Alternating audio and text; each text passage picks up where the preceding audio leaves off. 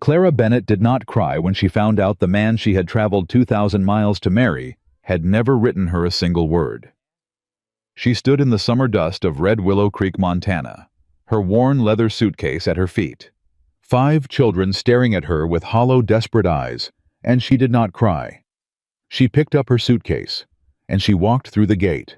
If this story already has your heart beating faster, I want you to do something for me right now. Hit that subscribe button and follow this channel so you never miss a story like this one. Drop a comment below and tell me what city you're watching from. I want to see exactly how far this story travels, because stories like Clara's deserve to be heard all the way across this country. Now let's go back to 1884 and find out what happened when one woman's courage changed 5 broken hearts forever. The summer of 1884 was the kind of summer that made Montana feel like the edge of the entire world. The sky was so wide and so blue it looked painted. The grass along the train route had gone golden early from the heat, and the wind that pushed through the open windows of the locomotive smelled like dry earth and something wild that Clara Bennett had never encountered in all her 28 years of living in Columbus, Ohio. She was not a woman who frightened easily. She had buried her mother at 19.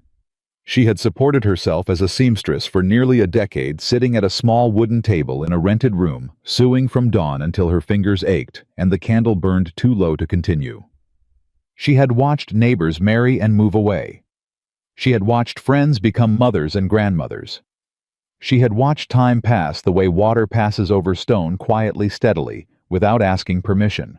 Clara Bennett had never been a woman who waited to be rescued, but she had been lonely. Not the kind of lonely that announces itself loudly. Not the kind that makes a woman weep into her pillow or complain to friends. It was the quiet kind. The kind that settles into the spaces between tasks.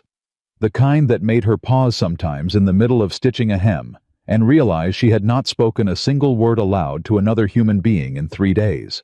That loneliness was the reason she had answered the advertisement. She had seen it posted on the board outside the general store one Tuesday morning in April, handwritten in careful, slightly uneven script on a piece of cream-colored paper. Rancher in Montana Territory seeks capable woman of honest character for marriage and partnership in raising 5 children. Comfortable home, steady income, correspondence welcomed. Inquire to W. Carter, Red Willow Creek, Montana. She had stood in front of that notice for a long time. She had told herself she was only reading it out of curiosity. She had told herself she was not the kind of woman who answered advertisements for husbands. She had reminded herself that she was practical and sensible and far too old for romantic foolishness. Then she had gone home, sat down at her sewing table, and spent 4 hours writing the most carefully worded letter of her life. The response came faster than she expected. Within 2 weeks, a letter arrived from Red Willow Creek, written in the same careful, slightly uneven hand from the advertisement. The man who signed himself W. Carter wrote with a directness that she appreciated immediately. No flowery language, no false promises, no attempt to impress her with things he didn't have. He described his ranch plainly. He described his children honestly, naming each one and giving their ages. He told her that his wife had died 3 years earlier, and that he had been managing the household and the land alone ever since. He said he was not looking for a romantic story. He was looking for a capable partner who understood that real life was made of ordinary days, not extraordinary moments. Clara had read that letter so many times, the paper softened at the folds. She wrote back the same afternoon. Over the following 3 months, they exchanged 11 letters. Clara told him about her work as a seamstress. She told him about Ohio, about the small house she rented, about the church she attended on Sundays, and the lending library 2 streets over where she spent her Thursday evenings. She told him that she was not afraid of hard work, that she had never in her adult life expected anything to be easy. W. Carter wrote back each time with the same quiet steadiness.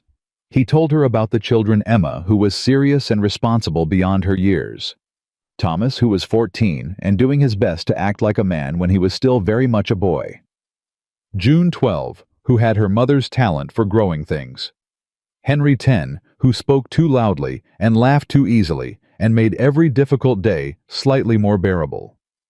and Eli, the youngest at 7, who had gone quiet after his mother died and had not fully come back yet. He wrote about the ranch with the kind of detail that told Clara he loved it, the way the land ran out to the east in long flat stretches, the stream at the north edge of the property, the barn that needed a new roof before winter, the vegetable garden that his wife had planted and that no one had tended properly since her death. By the time the summer heat reached Ohio in July, Clara Bennett had made her decision. She gave 2 weeks' notice to her clients. She sold her furniture. She packed everything she owned into a worn leather suitcase and a small traveling bag, and she bought a train ticket to Red Willow Creek, Montana. She wrote one final letter to W. Carter, telling him her arrival date. She received no reply. She assumed it had simply not reached him in time. The journey took 6 days. Clara spent most of it watching the land change outside the train window, the flatness of the plains, the sudden drama of the mountains, the way the sky seemed to grow wider and more imposing with every mile west. She thought about the children. She thought about what it would mean to step into a household that had already shaped itself around someone else's absence. She thought about Emma, 14 years old, and carrying a weight no girl her age should carry. She thought about Eli, who had gone quiet. She was not afraid. She was only certain. Red Willow Creek was smaller than she had imagined. The train platform was sun-bleached and mostly empty when she stepped off with her suitcase and her traveling bag, squinting against the afternoon light. A few townspeople moved along the dirt main street. A dog slept in the shade of the general store's overhang. The air smelled like dust and hay and something sharp and clean she couldn't identify. She looked for a man matching the description W. Carter had provided in his third letter. Tall brown hair, a scar along the left jaw from a fence wire accident years ago. There was no such man on the platform. There was, however, an old wagon hitched near the station post, and standing beside that wagon, arranged in a line from tallest to shortest, with the rigid posture of children who had rehearsed this moment and were now deeply regretting it. Were 5 young people watching her with an expression she would later describe as equal parts hope and terror. The oldest girl stepped forward. She was tall for 14, with dark hair pulled back severely from a face that was trying very hard to look calm and mostly failing. She had her father's jaw and her mother's eyes. Clara would learn that later from a photograph, and she was holding her hands clasped in front of her so tightly that her knuckles had gone pale. "Are you Miss Bennett?" the girl asked. Her voice was steady. Clara gave her credit for that. "I am," Clara said. "And you must be Emma." Something shifted in the girl's face. Surprise that Clara knew her name, and then something more complicated underneath it. "Yes, ma'am." Clara set her suitcase down on the platform and looked at the 5 children in front of her. She looked at the serious girl, at the boy behind her who was trying to stand tall and was just barely managing it, at the younger girl clutching a small bunch of wildflowers that had begun to wilt in the heat, at the loud laughing boy who was at this particular moment not laughing at all, at the small boy at the end of the line who was staring at her with enormous brown eyes and not saying a word. "Where is your father?" Clara asked. Emma looked down at the ground. 1 second passed. 2. "He doesn't know you're coming," Emma said quietly. Clara stood very still. The word "what" formed in her mind, but did not make it to her mouth. "He doesn't know," she repeated. Not a question. A confirmation of something she needed to hear again to believe. "No, ma'am." "Then who?" Clara stopped. She looked at Emma's hands, still clasped, still white at the knuckles. She looked at the careful, slightly uneven handwriting she had memorized over 11 letters. She thought about how the children were always described from the outside, the way a person might describe people they lived with rather than people they were. She thought about the detail in those letters about the ranch, the barn roof, the north stream, the untended garden, the kind of detail a child who roamed a property would notice. "The letters," Clara said. "You wrote them." Emma's chin came up. "Yes, ma'am." "All of them?" "Yes, ma'am." "Using your father's name?" "Yes, ma'am." Clara picked up her suitcase.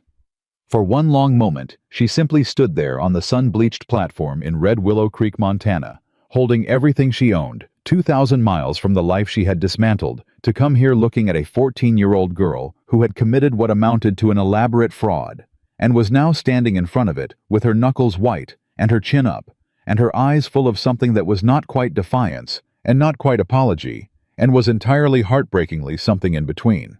"Why?" Clara asked. Emma's voice dropped, but it didn't waver. "Because Papa stopped living after Mama died. He works every day. He feeds us. He keeps us safe." She paused. "But he stopped living, and I didn't know what else to do." The smaller girl. June. Clara remembered. 12. The one with her mother's talent for growing things stepped forward and held out the wilting wildflowers. "I picked these for you," June said. "I picked them this morning before they got too hot. I'm sorry they wilted." Clara took the flowers. She looked at them for a moment. Small yellow ones, a few purple ones, one that might have been red before the heat took it. A child had gotten up that morning and picked flowers for a woman she had never met, and carried them through the summer heat, hoping they would survive long enough to be offered as a welcome. "They're beautiful," Clara said. "Thank you, June." June's face broke open into a smile so sudden and so genuine that Clara felt something shift in her chest. She should leave. She knew she should leave. Every reasonable, sensible, practical part of her understood that perfectly clearly. She had been deceived. The man she had agreed to marry had no knowledge of her existence. There was no arrangement, no agreement, no foundation for any of this. The next train back east departed in the morning. She could spend the night at whatever passed for a hotel in Red Willow Creek, and be on her way home what remained of home before noon tomorrow. She looked at June's smile. She looked at Eli's enormous brown eyes. She looked at Emma, chin still up, waiting for a judgment she believed she deserved. Clara Bennett picked up her traveling bag. "All right," she said. "Take me to the ranch." Nobody moved for a moment. "Ma'am," Emma said. "I said take me to the ranch." Clara walked toward the wagon. "You drove this wagon here yourselves." "Thomas drove it," Emma said, hurrying to keep up. "He's been driving since he was 12. Thomas, who had been standing slightly behind Emma, with his jaw set in an expression of determined nonchalance that fooled no one, straightened visibly at this. "Yes, ma'am," Thomas said. "I can drive." "Good," Clara said. She looked at the wagon. "Help me with this suitcase, please." Thomas stepped forward immediately and took the suitcase from her hand, with more ease than she expected from a boy of 14. Henry, who had been vibrating with suppressed energy throughout the entire exchange, scrambled up into the wagon bed without being asked, and reached down to help pull the suitcase up after his brother handed it over. "I'm Henry," Henry announced. "I'm 10. I talk a lot. Emma says it's annoying, but I think it's a personality." "Henry," Emma said. "It's fine," Clara said. She climbed up onto the wagon seat beside Thomas. "Henry, I appreciate the introduction. I already knew who you were. Your father wrote about you." A brief, complicated silence fell over the wagon. Then Emma, settling herself in the wagon bed beside the suitcase, said quietly, "He wrote about us." Clara turned to look at her. "In detail," Clara said. "Whoever wrote those letters knew each of you very well." Emma looked away. Something crossed her face. Pride, Clara thought, mixed with the particular shame of a person who has done a wrong thing for a reason they believed was right, and cannot fully reconcile the two. Thomas clicked his tongue at the horse, and the wagon rolled forward onto the main road. The ride to the ranch took 40 minutes. Henry talked for approximately 38 of them. He talked about the horse whose name was Biscuit, and who had an opinion about everything. He talked about a snake he had found in the barn last week that turned out to be harmless, but had caused Thomas to make a noise that Henry said sounded like a startled goose. He talked about how the summer had been dry this year, and how Papa had been worried about the south field, but had not said so out loud, because Papa did not say things out loud generally. That last part, Clara suspected, was more revealing than Henry realized. June sat quietly in the wagon bed with her hands folded, watching Clara with large, serious eyes that reminded Clara of a child trying to read very small print from too far away. Eli sat at the very back of the wagon bed legs, dangling over the edge, not speaking. He watched the road behind them with an expression Clara could not quite read. Not sad exactly. Not happy. Present in the way a person is present when they have learned to keep themselves somewhat separate from whatever is happening around them, because they have learned that things which happen around you can change very quickly and without warning. Clara watched him for a while. Then she turned back to the road ahead. She had not made any decisions, she told herself. She was simply going to the ranch. She was simply going to assess the situation. She was a practical woman, and practical women assessed situations before drawing conclusions. That was all. William Carter was in the north field when the wagon came back. He saw it from a distance. Thomas driving Henry, standing up in the wagon bed, despite having been told 100 times not to stand in the wagon bed, the others seated. He noticed the woman on the bench beside Thomas before the wagon had come close enough for him to make out her face, and he felt a sudden cold drop of something in his stomach that was not quite dread, and not quite anything else he had a name for. He walked to meet them at the gate. How was exactly as the letters had described him, Clara thought. Tall, brown hair darker than the letters had suggested, cut short and pushed back from his forehead. A weathered face, not weathered in the way of a man who had aged badly, but weathered in the way of a man who spent every day outdoors and showed it honestly. The scar along the left jaw was there, faint but visible in the afternoon light. Howe was wearing work clothes dusty from the field, and he was looking at her with an expression of absolute undisguised bewilderment. Who? He stopped. He looked at his children. He looked at the suitcase. He looked at Clara. What is this? Papa, Emma began. Emma. His voice was quiet, but it had weight to it. Who is this woman? My name is Clara Bennett, Clara said. She climbed down from the wagon without waiting for assistance. I'm from Columbus, Ohio. I believe you've been corresponding with me for the past 3 months. Mr. Carter, although that may be news to you. William Carter stared at her. He was quiet for 3 full seconds. Then he turned to Emma. You didn't, he said. Emma met his eyes. Her chin was up again. I did. The advertisement in the Columbus paper. Yes, sir. The letters. Yes, sir. All of them. Yes, sir.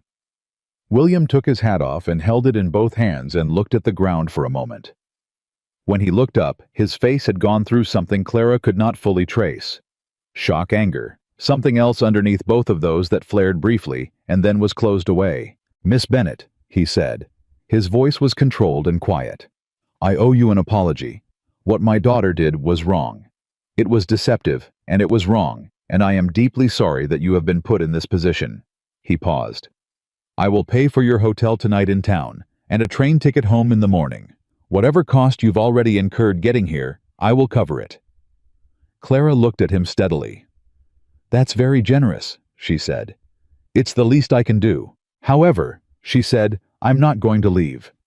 The quiet that followed was the particular quiet of a man who has just heard something he was not expecting and is recalibrating. Miss Bennett, I've traveled 2,000 miles, Clara said. I've given up my apartment and my clients and most of my furniture.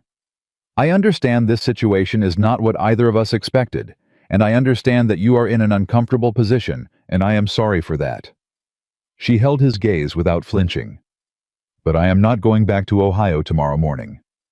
You can't stay here, William said. Why not? Because... He stopped. He seemed to become aware suddenly that his 5 children were watching this exchange with the focused attention of an audience at a very significant theatrical event. Children, go inside. Nobody moved. Now, William said. There was a shuffling. Henry started to protest and was silenced by a look from Emma.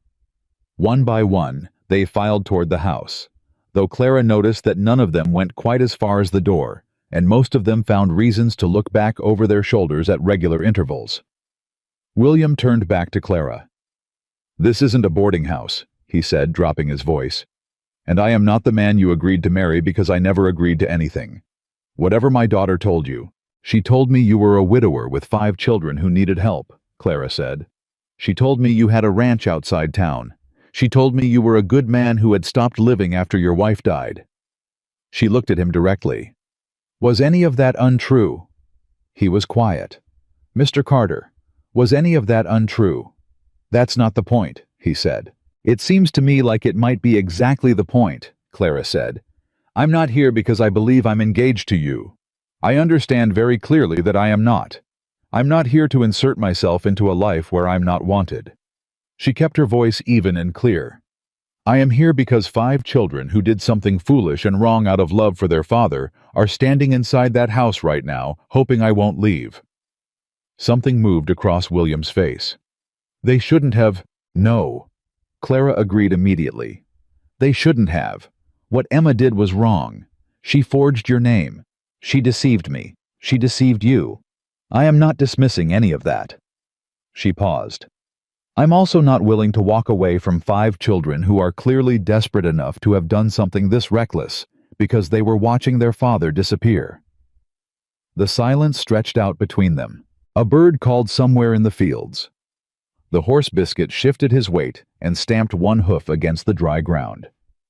William Carter stared at Clara Bennett for a long measuring moment. "You can stay until the end of the week," he said finally. "I'll figure out a better arrangement by then." "I'll stay until Christmas," Clara said. "That's 5 months." "Yes, that's—" He stopped himself. He looked at her. He looked at the house where 5 pairs of eyes were definitely still watching from the windows. He put his hat back on. "Fine," he said in the tone of a man who is not entirely sure how this happened, but does not currently have the energy to keep arguing about it. "The guest room is off the kitchen. Supper is at 6. He turned and walked back toward the field. Clara watched him go. Then she picked up her suitcase, walked up the porch steps, opened the front door, and found herself facing 5 children crowded into the entryway, who clearly had not gone inside even slightly. "Eavesdropping is generally considered poor manners," Clara said. "Yes, ma'am," Emma said. She looked for the first time since the platform, like she might actually cry. "Are you staying?" "Until Christmas," Clara said. "Which means you have approximately 5 months to show me that the person who wrote those letters understood what kind of woman I am and what I'm capable of." She looked at each of them in turn. "Because those letters suggested you did. And I'd like to believe they were right about that, even if they were wrong about everything else." June made a sound that was part gasp and part sob and entirely joy, and launched herself at Clara so suddenly that Clara had to take a step back to keep her balance, her arms coming up automatically around the girl's thin shoulders. Henry let out a whoop that could probably be heard in town. Thomas stood back with his hands in his pockets and his jaw set in the expression of a boy who was too old to show how relieved he was, but was absolutely, entirely, deeply relieved. Emma stood very still. Her chin was down now. Her hands were no longer clasped. She was looking at Clara with an expression so raw and so complicated that Clara felt the weight of it like something physical. "I'm sorry," Emma said quietly. "What I did was wrong." "Yes," Clara said. "It was. I didn't know what else to do." "I know," Clara said.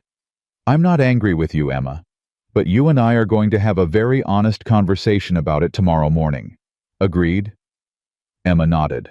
"Agreed," she said. And then very quietly, "Thank you for not leaving." Eli had not moved from the back of the group. He was watching Clara with those enormous brown eyes, standing slightly apart from the rest, as he seemed always to stand slightly apart from things. Clara looked at him. "Eli," she said, "would you show me where the guest room is?" He blinked. He looked at Emma, then back at Clara. Then he walked forward past his siblings and started down the hallway without a word. Clara followed him. The guest room was small and clean, in the way of rooms that have not been used in a long time. A narrow bed with a faded quilt. A window that looked out over the side yard, where a few scraggly rose bushes struggled in the dry heat. A washstand with a cracked basin. Eli stopped in the doorway. "This was—" he started. He stopped. "Was it your mother's room?" Clara asked. He shook his head.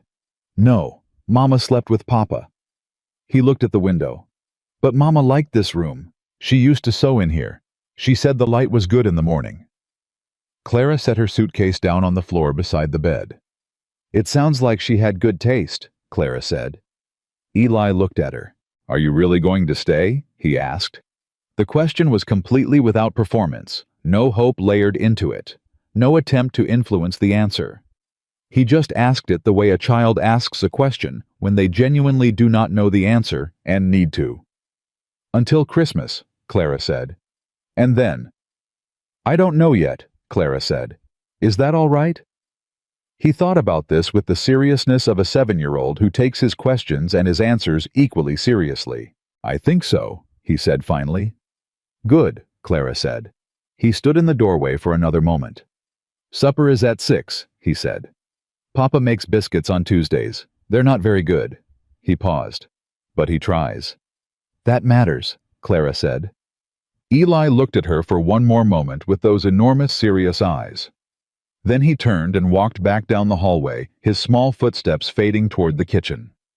Clara sat down on the edge of the narrow bed. She looked at the window, at the scraggly rose bushes struggling in the afternoon heat, at the wide Montana sky, going gold at the edges as the sun began its long drop toward evening. She had sold her furniture for this. She had given up her clients her apartment, her small Thursday evening ritual at the lending library, the particular way the Columbus street smelled in the early morning before the day got going. She had done all of that because of 11 letters written in a careful, slightly uneven hand. She had imagined a man sitting down at a desk by lamplight, choosing his words with the quiet care of someone unused to expressing themselves on paper. She had imagined a man who was honest and practical and worn down by hard years, but still standing. She had read those letters so many times the paper softened at the folds. And the man who had written them was 14 years old. Clara Bennett sat on the edge of the narrow bed in the late afternoon light of Red Willow Creek, Montana, and let herself feel fully and without suppression the strangeness and the grief and the absurdity of the situation she was in. Then she stood up. She opened her suitcase, took out a clean dress, and hung it from the nail on the back of the door. She took out her sewing kit and set it on the washstand. She set her Bible on the windowsill and her small leather notebook beside it. She unpacked item by item into the room where a woman she had never met used to sew in the good morning light.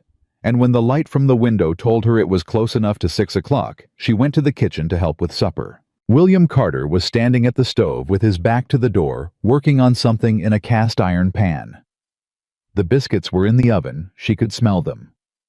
The kitchen was clean, but disorganized in the way of a space run by someone who was managing, rather than living, where everything had a place, but nobody had thought carefully about whether it was the right place. "Can I help with anything?" Clara said. He turned. He looked at her for a moment, with the expression of a man still performing calculations he hadn't finished yet. "No," he said. "All right," she said. She sat down at the kitchen table. "Then I'll stay out of your way until you're ready." He turned back to the stove. The biscuits came out, uneven one side of the pan, darker than the other, the texture a little dense. The children ate them without comment, which Clara suspected meant this was normal. Henry ate 3. Emma ate 1.5 and passed the other half to Eli without making it obvious. Thomas ate steadily and said very little, which seemed to be his mode. William sat at the head of the table and ate his own biscuit and did not look at Clara directly, which was its own kind of information. After supper, when the children had cleared the table and dispersed toward their various evening tasks, Clara found herself alone in the kitchen with the dish basin and a stack of plates. She washed them methodically the way she did everything, working steadily from one end of the task to the other without rushing. She heard footsteps in the doorway. "You don't have to do that," William said. "I know," Clara said. She kept washing. "You can tell me to stop if you'd like." He didn't tell her to stop. He stood in the doorway for a moment. Then, to Clara's quiet surprise, he picked up the dish towel from the counter and began drying. They worked in silence for several minutes. "She's been trying to fix things since she was 12, William said finally without preamble. Clara understood immediately he was talking about Emma. "After her mother died, trying to manage everything, hold everyone together." He set a dried plate on the stack. "I didn't know about the letters." "I believe you," Clara said. "I should have." He stopped. "I don't know what I should have done differently." "You were grieving," Clara said. "It's been 3 years. There's no schedule for it," Clara said. She handed him a wet plate. I lost my mother when I was 19. For 2 years afterward, I got up every morning and made tea and sat at the table and waited for her to come downstairs before I remembered every single morning that she wasn't going to." She paused. 3 years isn't very long, Mr. Carter." He was quiet for a moment. "William," he said. She looked at him. "William is fine," he said. He was not looking at her, still drying the plate with the careful attention of a man who has found something to concentrate on. "If you're going to be here until Christmas, Miss Bennet seems—" "Clara," she said. He glanced at her. "Clara," he repeated. They finished the dishes in silence, but it was a different silence than before. That night, Clara sat at the small writing desk in the guest room and opened her leather notebook. She had kept a journal since she was young, filling notebook after notebook with her neat, careful handwriting observations, accounts of her days. The particular texture of ordinary moments that she had always believed deserved to be recorded. She opened to a fresh page. "July 14th, 1884, she wrote. "Red Willow Creek, Montana." She paused. "I am not sure exactly what I have agreed to. I am not sure this is wise. I am not sure the children were wrong about their father, or that their father is wrong to be wary of me, or that any of us knows yet what this situation is going to become." She looked out the window at the Montana darkness, which was very dark and very large. "Eli told me the biscuits were not very good, but that his father tries. I think that is the most important thing anyone has told me since I arrived. Tomorrow I will look at the kitchen properly and see what can be done about the pantry. Emma and I will have our conversation. And I will begin." She closed the notebook. Outside, somewhere in the summer darkness, a coyote called once and then went quiet. Clara Bennet lay down on the narrow bed, pulled the faded quilt up, and went to sleep. She was, for the first time in a very long time, somewhere entirely unknown, and somehow inexplicably, impractically contrary to every reasonable calculation, she did not feel lost. She felt like she had arrived somewhere. She just didn't know yet what it was. The morning after Clara arrived, she was up before anyone else. She had not slept well, not from anxiety exactly, but from the particular restlessness of a mind that had too many new things to file and not enough hours to do it. She had lain in the narrow bed listening to the unfamiliar sounds of the ranch at night. The creak of the house settling something moving in the barn. The wind pushing through whatever trees were near the north wall, and by the time the first gray light showed at the window, she had given up on sleep entirely and gotten dressed. The kitchen was cold and dark when she came in. She found the wood box beside the stove, found matches on the shelf above it, and had the fire going before she allowed herself to look at the rest of the room properly. It was not dirty. She wanted to be fair about that. William Carter kept a clean house. But clean and organized were two different things, and this kitchen was very clearly running on the organizational logic of a man who was managing one crisis at a time and had never stepped back far enough to look at the whole picture. The pantry shelf held a collection of half-empty jars with no particular order to them. The flour bin was stored on the wrong side of the stove for efficient baking. There were 4 different sizes of cast iron pans stacked in a configuration that meant you had to take them all out to get to any specific one.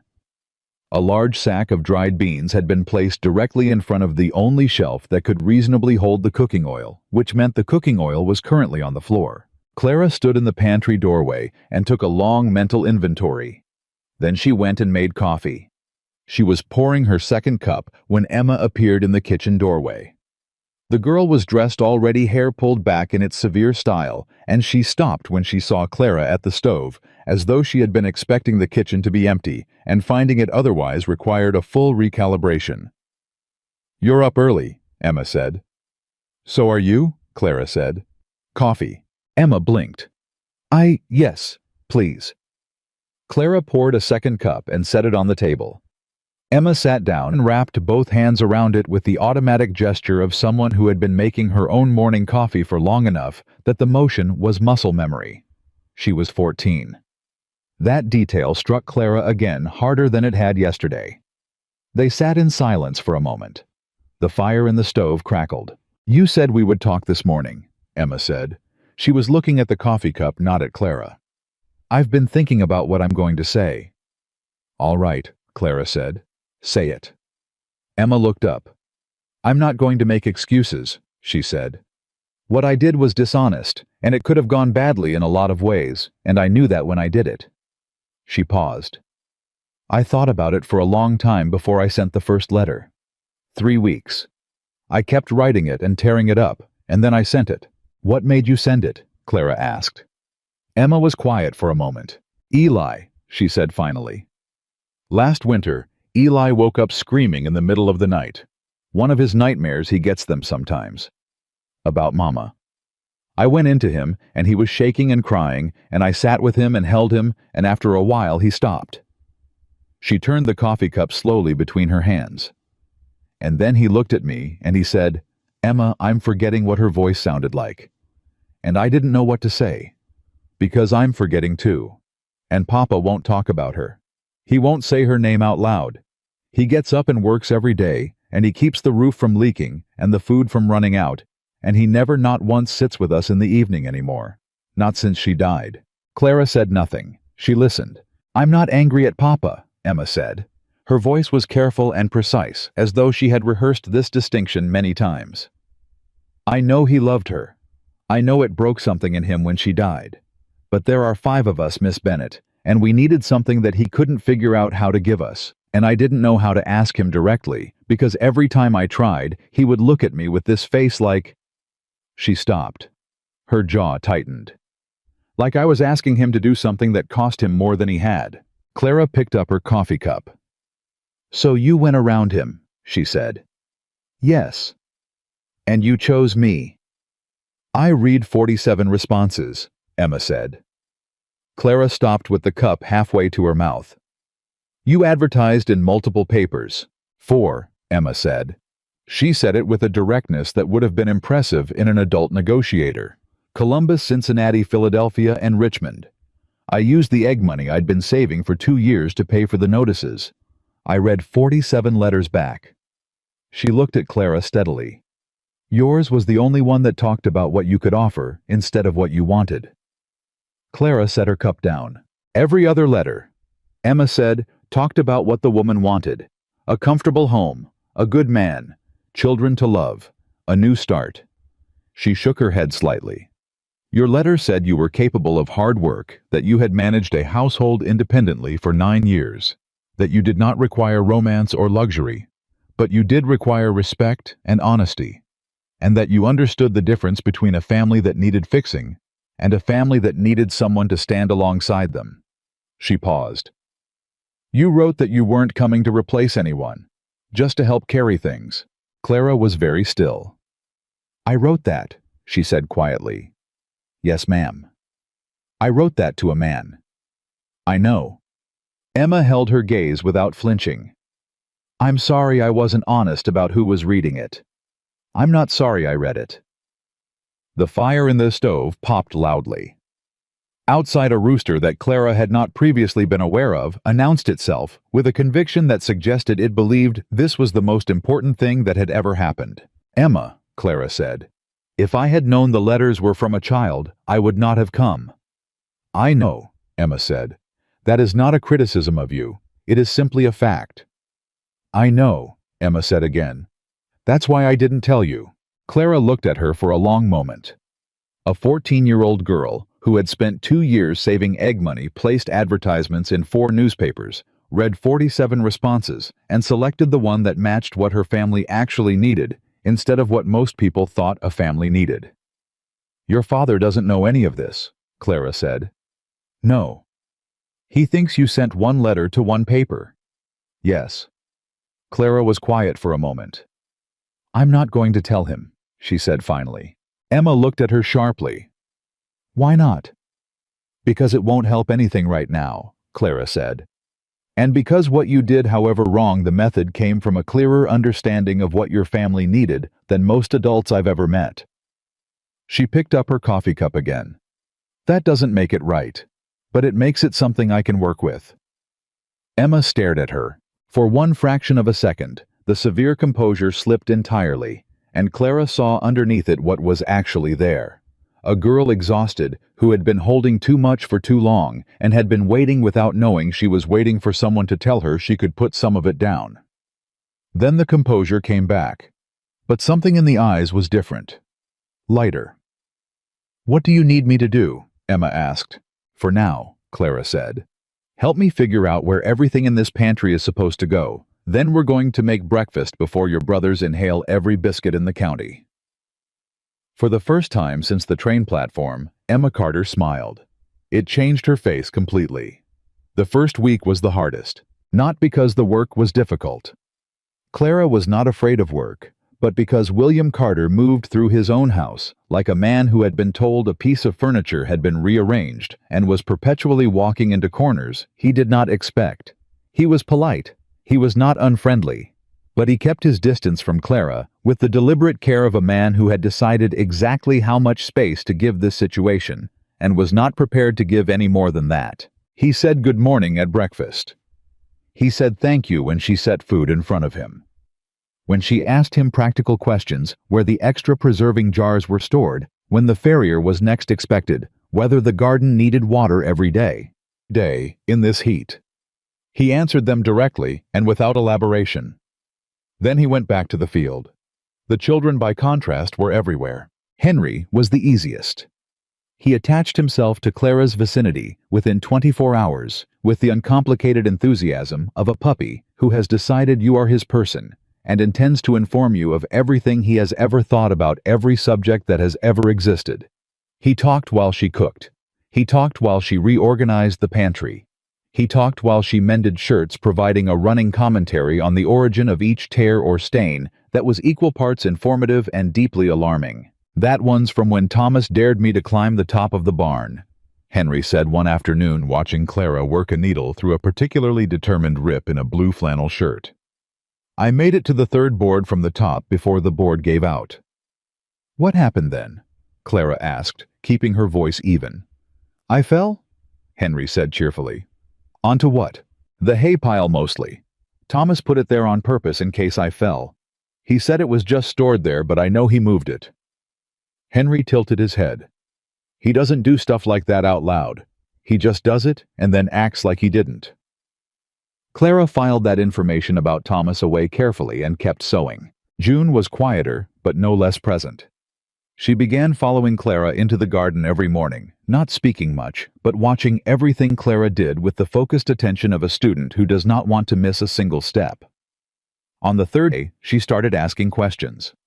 Careful, specific questions, not why, but how. How do you know when the soil is too dry? How do you tell the difference between a weed and a seedling when they first come up? How far apart should the rows be? Clara answered each question directly and completely, and on the fourth day, she handed June the trowel and let her lead. June's hands moved through the dirt with something that looked like relief, like a person doing the thing they were made for. "Your father said you had your mother's talent for growing things," Clara said one morning while they worked. June went still for a moment. "He said that in a letter," Clara said. Then, because the letters were a complicated subject, Emma wrote it, but she had to have known it was true. June sat back on her heels and looked at the row she had just planted. "Mama used to say plants don't care how you feel about yourself. They just need water and light and someone to notice when something's wrong." She paused. "I think about that a lot." Clara looked at her. "That's a good thing to think about," she said. Thomas was the one who kept her at the longest arm's length, which did not surprise her. He was 14, old enough to understand exactly what the situation was, old enough to have opinions about it, old enough to feel deeply uncomfortable about the gap between what he wanted and what he believed he was allowed to want. He was polite. He helped without being asked. He did not talk to Clara the way Henry talked to Clara, which was to say continuously and without editorial filter. But he watched her. Carefully. The way a person watches something they are trying to decide whether to trust. The moment that changed things with Thomas happened on day 5 entirely by accident.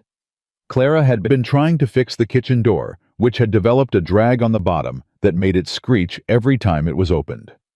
She had found a plane in the tool shed and was attempting to use it on the doorframe when she realized she was holding it wrong and making the problem significantly worse. "That's not how you do it," Thomas said from behind her. She turned. He was standing in the kitchen doorway, with his arms crossed, watching her with the pained expression of someone watching a person do something incorrectly and being unable to stay quiet about it. "Show me then," Clara said. She held out the plane. He looked at it. He looked at her. Some internal negotiation happened that she was not privy to. He walked over and took the plane from her hand. "You have to go with the grain," he said. "Not against it. Papa showed me."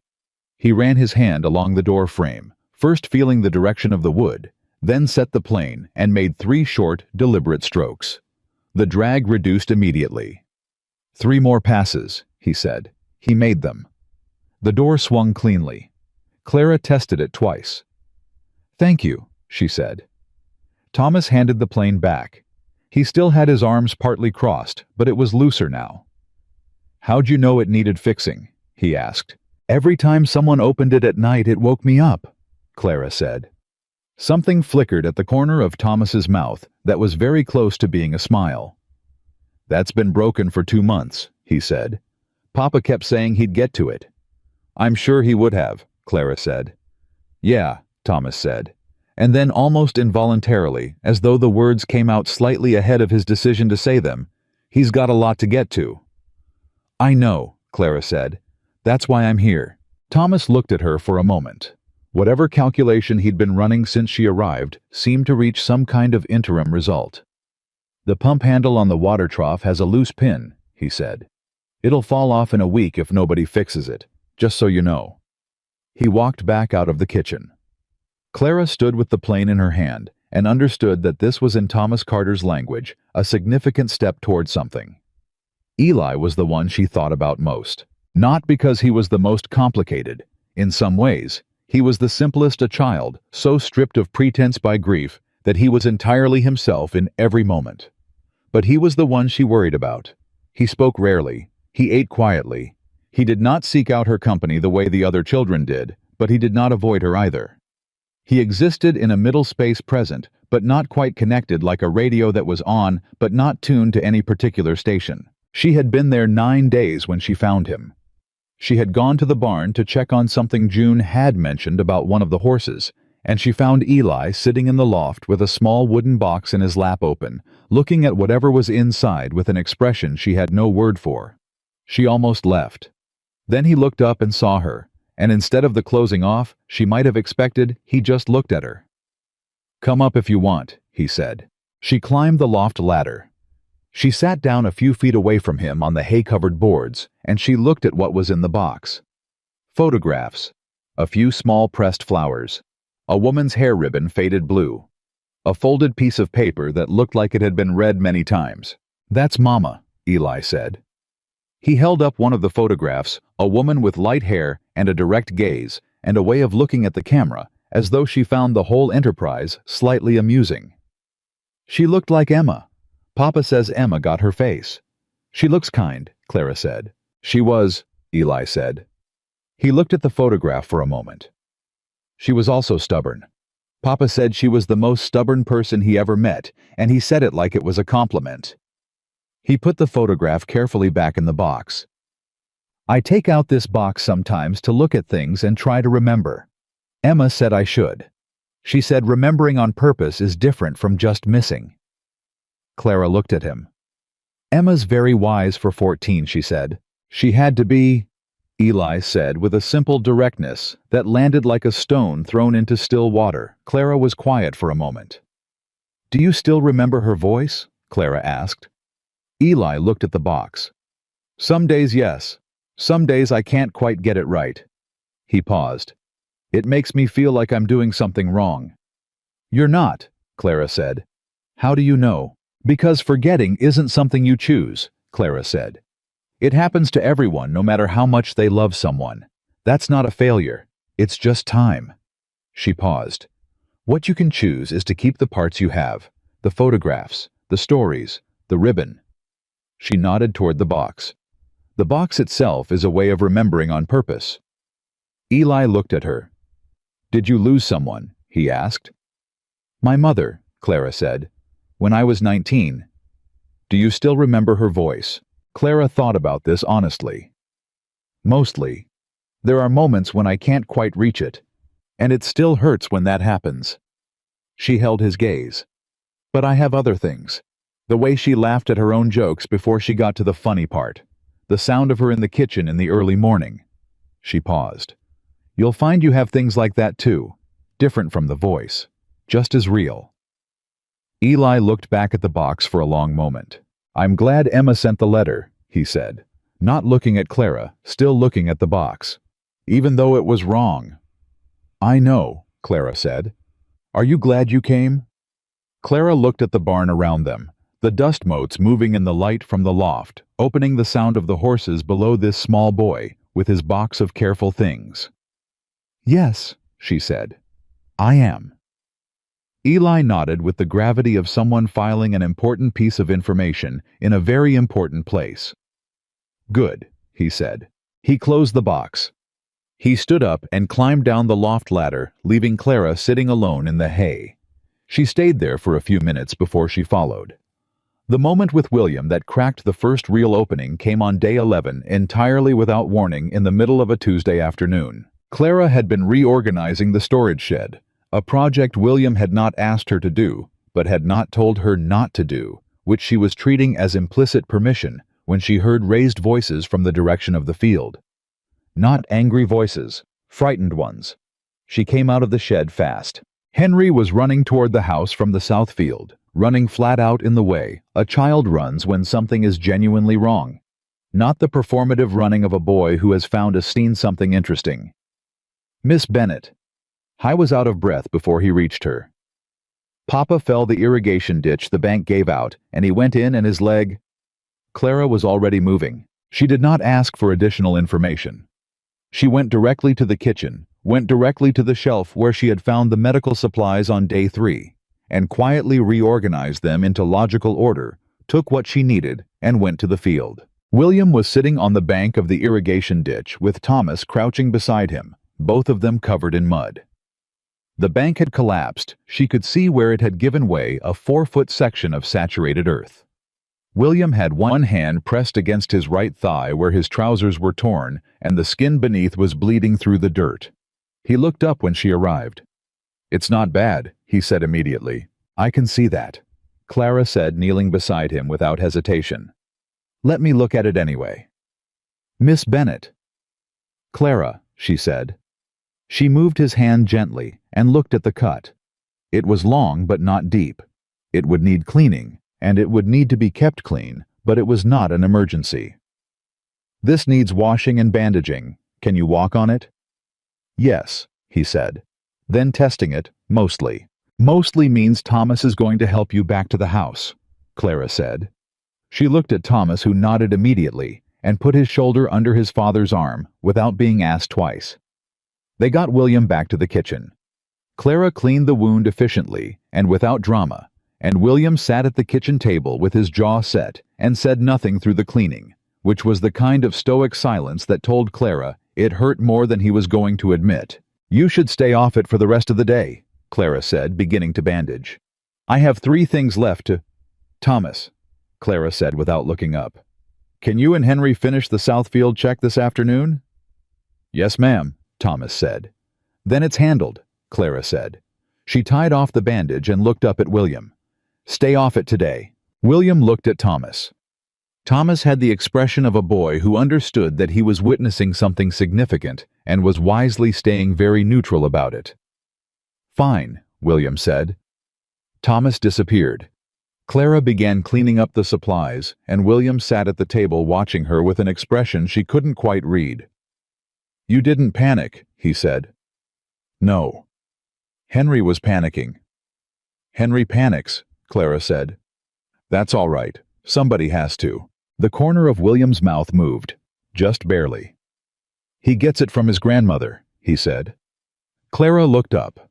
It was the first time William Carter had volunteered a piece of personal information, something from his life, his history, the world that existed before she arrived. She did not react to it visibly. She just put it carefully where it belonged. His grandmother on your side, or your wife's? She asked. Mine, William said. My mother panicked professionally. Could make an emergency out of a broken shoelace. He paused. I used to tease her about it. Used to, Clara said carefully. She died when Thomas was 2, William said. He looked at the table for a moment, then back at her.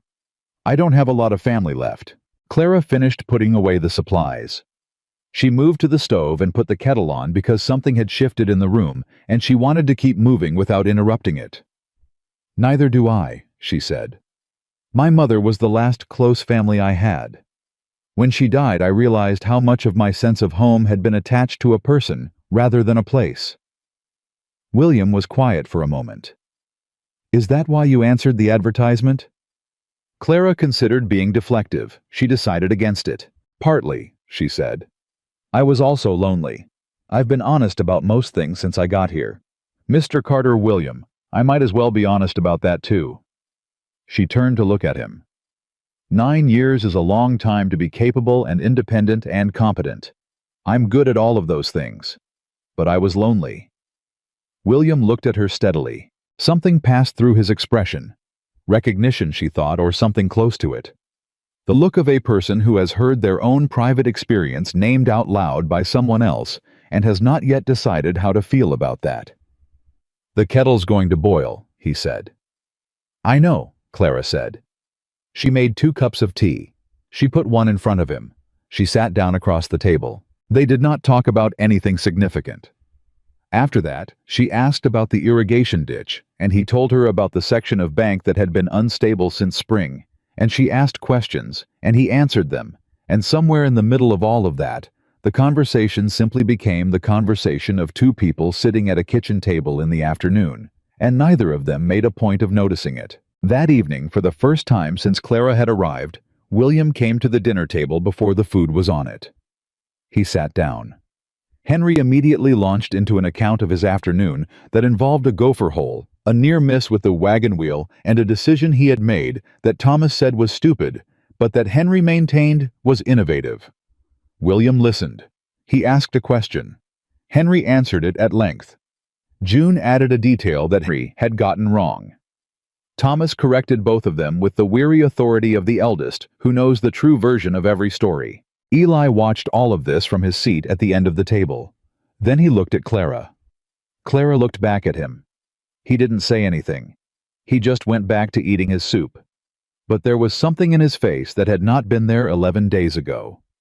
Later that night, after the children were in bed, and William had gone out to check on the barn before turning in a habit, Clara had learned that he never broke. She stood at the kitchen window and looked out at the dark. The situation she was in had not changed. She was still a woman who had been deceived into traveling 2,000 miles.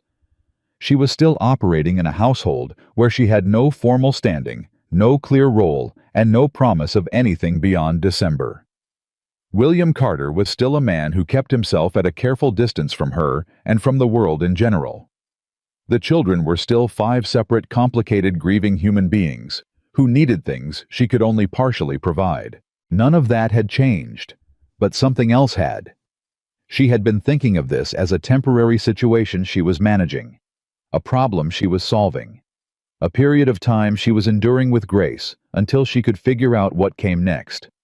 She understood now, standing at the kitchen window in the dark, that this was not what was happening. What was happening was different. What was happening was that she was becoming part of the daily rhythm of this place, not inserting herself, not performing a role, but actually becoming part of it, the way a new fence post becomes part of a fence. Quietly, solidly, functionally. And the question she had been avoiding for 11 days, the question that had been sitting in the back of her mind since the moment she picked up her suitcase and walked through the gate, was getting harder to avoid. She had told Eli she was glad she came. She had told William she had been lonely. She had told Emma she could work with what she found here. All of those things were true. But none of them touched the thing underneath which was this Clara Bennett seamstress from Columbus, Ohio, had been in Red Willow Creek for 11 days, and she already could not clearly picture leaving. That terrified her. Not because she was afraid of staying, because she was afraid of wanting to stay more than this place wanted her. She turned off the kitchen lamp. She went to bed. Outside, she heard William come back from the barn. his footsteps crossing the porch, the front door opening and closing quietly. She heard him move down the hallway to his room. She heard the floorboards settle. The house went quiet around her. She lay in the dark in the room where a woman she'd never met used to sew in the good morning light, and she thought about what it meant to build a life in a place that hadn't asked for you. She thought about it for a long time. And then somewhere in the middle of the dark and the thinking, she fell asleep. The next morning, she got up before anyone else. She stoked the fire.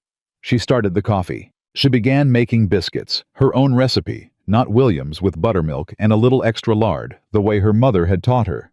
And she was halfway through cutting them when she heard footsteps in the hallway. Slow footsteps. Careful ones. The footsteps of someone who was trying not to put their full weight on their right leg, but was not about to admit that was what they were doing. William appeared in the kitchen doorway. He looked at her. He looked at the biscuits. "You don't have to," he began. "I know," Clara said. She cut the last biscuit and slid the pan toward the oven.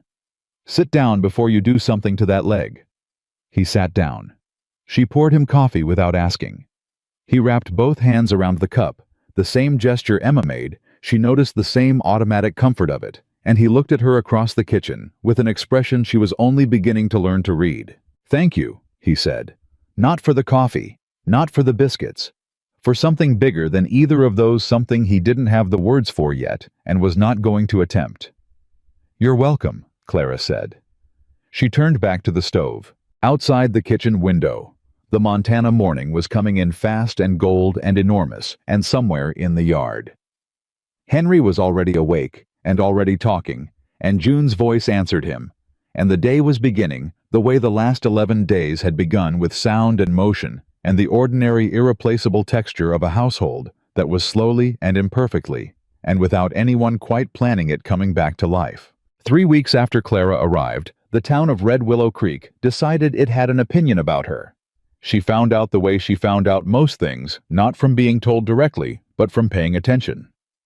It was June who let it slip first, without meaning to, on a Thursday morning when Clara asked her to walk into town to pick up a spool of thread from the dry goods store. June went still. "I can go by myself," Clara said. "I just thought you might want the walk." "It's not that," June said. She was looking at the table. "Mrs. Halverson said things last week when Emma went in for flour." Clara set down what she was holding. "What kind of things?" June's jaw tightened in a way that reminded Clara powerfully of William. "She said it wasn't right. A woman showing up the way you did. That it was—" She stopped. "Say it," Clara said. "Shameless," June said quietly. She called it shameless. The word landed in the room and sat there. Clara picked up what she'd been holding. "All right," she said. "I'll go myself." "Miss Bennet." "June." Clara looked at her. "I have been called worse things by more frightening people than Mrs. Halverson. Go help your brother with the pump." She walked into town alone. She walked into Halverson's dry goods with her back straight and her chin level, and she bought thread, and she bought an extra spool, because she could see the stock was low on the color she needed, and she paid exactly what was asked without negotiation. And she said good morning to Mrs. Halverson with the particular politeness of a woman who has decided that dignity is a choice she makes regardless of what's happening around her. Mrs. Halverson, a wide woman with a face like a door that had been left in the weather too long, looked at her with the bright assessing eyes of someone who has been waiting for this exact moment. "Miss Bennet," she said. The Miss had a quality to it. "Mrs. Halverson," Clara said pleasantly. "I hear you've been staying out at the Carter place." "I have." "And how long do you intend to—" "Until Christmas," Clara said. "Same as I told Mr. Carter when I arrived." She picked up her package. "Thank you for the thread. Good morning." She was out the door before Mrs. Halverson could reassemble her face into anything useful. She walked the main street back toward the edge of town, and she did not let herself feel any of it until she was past the last building and on the open road. And then she let herself feel it for exactly 30 seconds. The heat of it, the humiliation of it, the specific sting of being judged by someone who didn't know a single true thing about her, and then she put it away. She was almost back to the ranch road when she heard hoofbeats behind her, and turned to find William pulling up on his gray horse, looking at her with a kind of careful attention she had learned meant he was working out whether to say something. "Were you in town?" he asked. "Thread," she said, holding up the package. He looked at her for a moment. "Did anyone say anything to you?" She met his eyes. "Nothing I haven't handled." How was quiet. Something moved in his face, not quite anger, not quite something else. He looked like a man who was working out how to be angry on someone else's behalf and had not yet decided whether he had the right. "Clara. William." She kept her voice level and clear. "I don't need you to fight Mrs. Halverson for me. I need you to not treat me differently because of what she said." She held his gaze. "Can you do that?"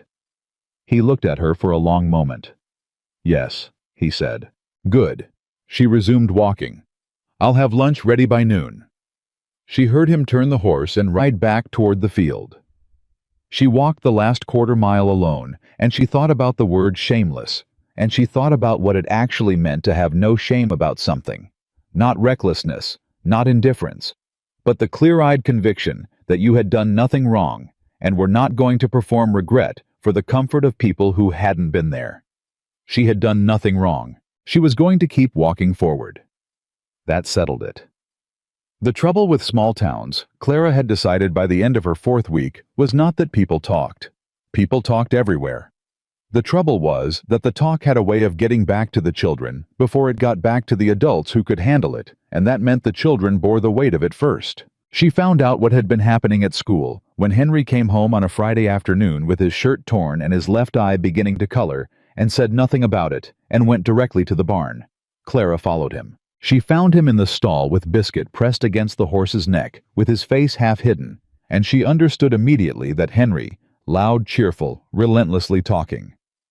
Henry was crying, and had come here specifically because this was the one place where nobody would see it. She sat down in the hay outside the stall and waited. After a moment, Henry said, muffled by horse neck, "I'm fine." "I can see that," Clara said. A pause. "Bobby Crane said you were a—" He stopped. "He said something bad. About me. About the whole situation." Henry's voice was thick. "He said our family was a joke. He said Papa couldn't—" Another stop. "He said a lot of things." "And you hit him," Clara said. Silence. "I hit him twice, actually," Henry said finally, with a residual honesty that even crying couldn't suppress entirely. Clara looked at the wall of the barn for a moment. "Did you feel better after—" "For about 4 seconds," Henry admitted. "Then I felt worse." "That's how that usually goes," Clara said. He came out of the stall. His face was a disaster red, tear-streaked, one-eye swelling hay in his hair, and he looked at her with the expression of a child who is expecting a lecture and is bracing for it. "I'm not going to tell you hitting people is the right answer," Clara said. "It isn't. You know it isn't." "I know, but I'm also not going to tell you that what Bobby Crane said doesn't matter because it does, and pretending otherwise insults your intelligence." She looked at him directly. "What he said hurt you because it was about your family, and your family matters to you. That's not a weakness, Henry. That's the right thing." Henry stared at her. His chin wobbled once and then firmed. "Papa's gonna be mad about the shirt," he said. "Probably," Clara agreed. "Come inside and let me look at that eye." He followed her out of the barn, and then when they were halfway to the house he said quietly, and without his usual performance, "Miss Bennet, do you think we're a joke?" Clara stopped walking. She turned to look at him. "No," she said. "I think you are a family that has been through something very hard and is still standing. That is the opposite of a joke." Henry looked at her. Then he nodded once with the decisive gravity of a 10-year-old who has just filed something very important in a very permanent place. He went inside. That evening, when Clara told William about the school incident, leaving out some of the specific language, but not the essential facts, she watched his face go through a process she was becoming more familiar with. The tight jaw, the controlled stillness, the long breath through the nose that was the closest he came to expressing something out loud. "I'll talk to him," William said. "He already knows hitting was wrong," Clara said. He told me himself before I said a word. That's not what I'd be talking to him about. William looked up at her. I'd be talking to him about the rest of it. He paused. He shouldn't have to hear those things. No, Clara agreed. He shouldn't. Another silence. I know people have been talking, William said. He was looking at the table. About you being here, about the circumstances. I know they have, Clara said. I should have... He stopped. I should have made the situation clearer when you first arrived. What it was and wasn't. I didn't, and that left you without a clear position here. And that made it easier for people to... William. She kept her voice even. What position did you have in mind? He looked up at her. Hired help, he said. A housekeeper. Something with a clear... Is that what I am? Clara asked. The question sat in the air between them. It was not a challenge. She meant it genuinely, and she asked it with the same directness she used for everything, and the directness of it was exactly what made it impossible for him to dismiss. William was quiet for a moment. No, he said, slowly, honestly. That's not what you are. Then calling me, that wouldn't make it easier, Clara said. It would just be a different kind of not quite true. She picked up the dish she'd been drying. I'm not asking you to explain me to anyone, William. I'm asking you to let me be what I actually am here, whatever that is, and trust that that's enough. He looked at her for a long moment. Then he got up and went to check on the children. Clara stood at the kitchen counter and let out one long, quiet breath. Then she put the dish away and started on the next one. The storm came at the end of the 4th week, 4 days before the 1-month mark of Clara's arrival. She woke to the sound of it at 2 in the morning. Not rain first, but wind. The kind of wind that had a voice to it that shook the house on its foundations and sent something crashing in the yard. She was up and dressed in under a minute, moving to the hallway, and she nearly ran directly into William, who was coming from the other direction with his boots already on, and his expression set in the particular alertness of a man whose livelihood lives outdoors. They looked at each other in the dark hallway. The barn, he said. Go, she said. I'll check the children. He went. All 5 children were awake. Eli was in Emma's doorway. June had appeared from her room. Henry was at the window narrating the storm to Thomas, who was already pulling on his boots. Thomas, Clara said, stay with the younger ones. I mean it. Thomas looked at her. Papa might need. Your father needs you to keep your brothers and sisters calm, Clara said. She held his gaze. Can I count on you for that? He held for 1 second. 2. Then, yes, ma'am. She went out into the storm. The wind hit her like a physical thing, pulling at her hair and her clothes, and she pushed through it toward the barn. The lantern she'd grabbed barely held its flame. When she got the barn door open, she found William already inside, moving fast hands on the structural post in the northwest corner that was showing motion it should not have been showing. The roof brace, he shouted over the wind. If this section goes the whole northwest corner. Clara looked up, assessed, quickly, looked around the barn. There. She pointed to a length of lumber along the wall. If we brace it from here to here, it holds the load while you secure the joint. He looked where she was pointing. That could work, he said. He grabbed the lumber. Hold this end. She held it. He worked fast, driving the brace in place with a mallet. He pulled from the workbench, and Clara stood with her full weight against her end of the lumber and kept it steady through 3 strikes, 4, 5, and the post stopped moving. They stood there in the barn, with the storm raging outside, and the lantern throwing unsteady shadows, and their breath coming hard, and William turned to look at her. His hair was wet. There was a streak of sawdust across one cheekbone. He was looking at her with an expression she had not seen on him before. Not the controlled distance of the past 4 weeks. Not the careful politeness. Not the calculated management of space between them. Something unguarded. Something that had come to the surface while he was working and had not had time to get locked back down. You didn't have to come out here, he said. You didn't have to either, she said. But it's your barn. It would have been a very bad situation without that brace. I know, she said. That's why I came. He looked at her for one more second. Then the wind hit the roof hard enough to make them both look up, and the moment passed. They secured 2 more things that needed securing, and then they went back to the house through the storm side by side. And when they got to the door, William held it open, and Clara went through, and they stood in the entryway, dripping and slightly wild-looking and slightly out of breath. From the top of the stairs, 5 faces were looking down at them. "Is the barn okay?" Thomas asked. "It's fine," William said. "Go back to bed." Nobody moved. "It's fine," Clara confirmed. "All of it. Go to sleep." There was a general shuffling. Eli was the last to disappear from the top of the stairs, and he looked at Clara for a moment before he went that long reading look she had come to understand was his version of checking that something was all right, and then he turned and went back to his room. William and Clara stood in the quiet entryway. "Thank you," he said. "Of course," she said. She went to her room. She changed out of her wet clothes and sat on the edge of the bed and held very still for a moment because something had happened in that barn, and she was honest enough with herself to know it, and honest enough to be careful about what she did with the knowledge. She was not going to be foolish about this. She was not the kind of woman who made decisions based on a single unguarded moment in a storm. She got into bed. She lay in the dark and listened to the storm ease and the house settle around her, and she thought about the look on his face when the brace held. The twist came on a Thursday morning in the 5th week from a direction Clara had not anticipated at all. She was in the kitchen when she heard the wagon on the road, not the Carter wagon, a different one, heavier.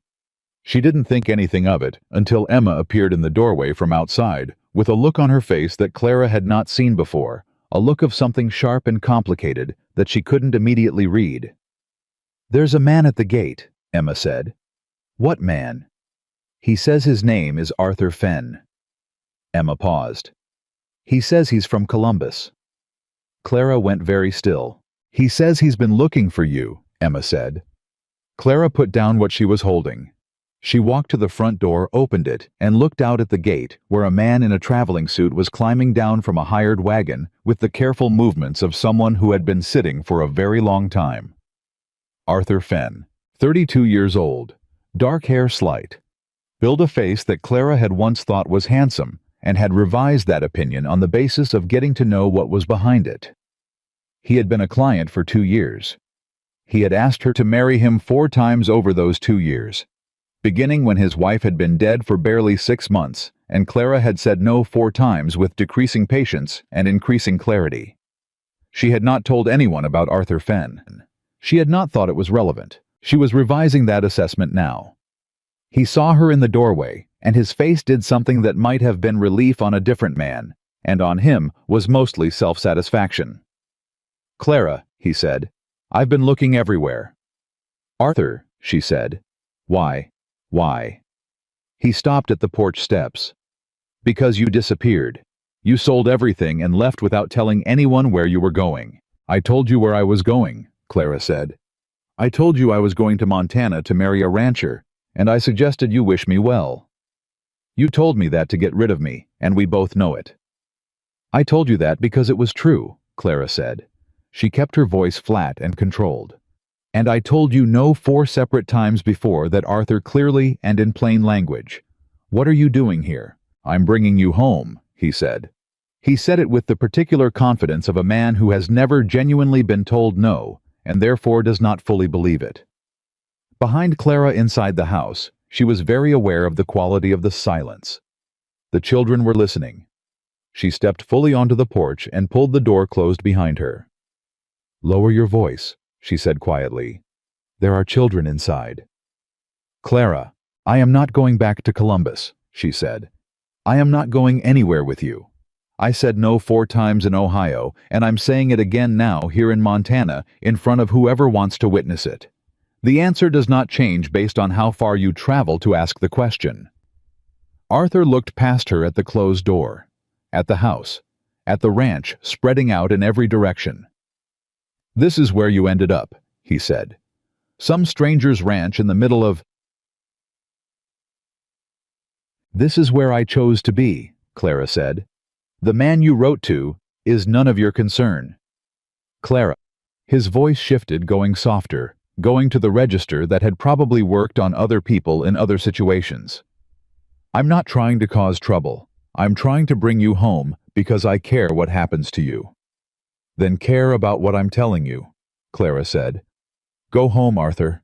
I'm not coming with you. Not today, not next week, not in December, not ever. The silence stretched. Arthur looked at her for a long moment with an expression that moved through several things. Frustration, something that might genuinely have been hurt, and then the settling of a man who is beginning finally to believe something he has been refusing to believe. You mean it, he said. I have always meant it, Clara said. Every time. He looked at the house again, at the closed door. Is he good to you? Arthur asked, quietly. The performance had dropped out of his voice. Yes, Clara said. It was the truth, and it surprised her slightly to realize how fully it was the truth. Arthur put his hat back on. He looked at her for one last moment, not angry, not arguing, just looking the way a person looks at a door that is fully and finally closed. All right, he said. He got back on the wagon. He drove away. Clara stood on the porch and watched him go until the wagon was out of sight. Then she turned around and opened the front door and found arranged in the entryway, with the exact same formation as the day she'd arrived, 5 children who had absolutely been listening to every word. She looked at them. Not a word of that leaves this property, she said. Yes, ma'am, said Emma, Thomas, June, and Henry, with varying degrees of sheepishness. Eli said nothing. He was looking at Clara with those enormous serious eyes, and what was in them was not sheepishness at all. It was something more like wonder. You said yes, he said. What? He asked if he was good to you. Eli's voice was very careful. And you said yes. Clara looked at him. She didn't answer that.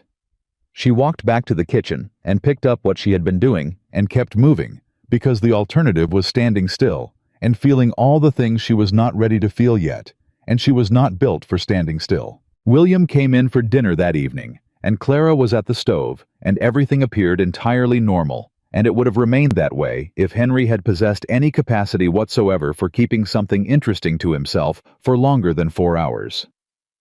Papa, Henry said 5 minutes into dinner with the air of a person who has been physically restraining himself from saying something all afternoon and has now reached the end of his ability. A man came today. Clara did not look up from her plate. William looked up from his. What man? From Columbus, Henry said. He wanted to take Miss Bennet back. The table went very quiet. Clara set her fork down. William was looking at her. Is that true? He asked. Yes, she said. It's handled. Who was he? She considered her answer. Someone who didn't want to accept a decision I'd already made. I clarified the decision. He left.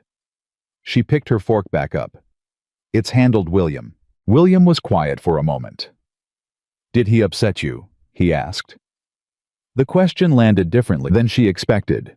Not proprietary, not performative, just direct and genuine, and with something underneath it that was not at all the careful distance he usually maintained.